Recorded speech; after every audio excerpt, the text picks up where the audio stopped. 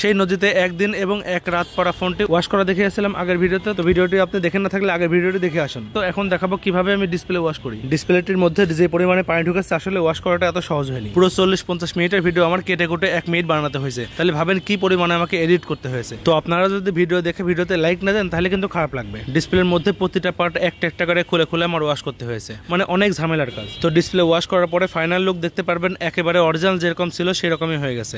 আমি ভাবছিলাম ডিসপ্লের মধ্যে হয়তো বা দাগ দাগ থেকে যাবে, কিন্তু কোনো কিছুই থাকেনি। ডিসপ্লের মধ্যে দাগ দাগ থাকলে ভেতরে যে পেপারগুলো আছে সবগুলো পেপার আমি চেঞ্জ করে দিতাম, যেহেতু দাগ থাকেনি তাই আমি পেপারটা চেঞ্জ করিনি। তো আমার ওয়াশ করা শেষ, এখন আমি অন করে দেখাচ্ছি যে ডিসপ্লেটা কেমন টাইপের ক্লিয়ার রেখেছে। তো দেখতে পাচ্ছেন আমার ডিসপ্লে কিন্তু একেবারে পুরোপুরি ক্লিয়ার, আবার টাচেও ক্লিয়ার কাজ করছে। দেখতে পাচ্ছেন ফোনে টকব্যাক অন করা। তো ফোনে আমার কাজ শেষ, এখন আমি ফোনটি সেট করে কাস্টমারকে দিয়ে দেবো। তো ভিডিওটি ভালো লাগলে অবশ্যই ভিডিওতে একটি লাইক দিবেন এবং কমেন্ট বক্সে আপনাদের মতামত জানাবেন এবং চ্যানেলটি সাবস্ক্রাইব করে পাশেই থাকবেন। এমন ভিডিও প্রতিনিয়ত আমার চ্যানেলে আসতে থাকে। ভিডিওগুলো দেখুন, আপনারা অনেক কিছু শিখতে পারবেন।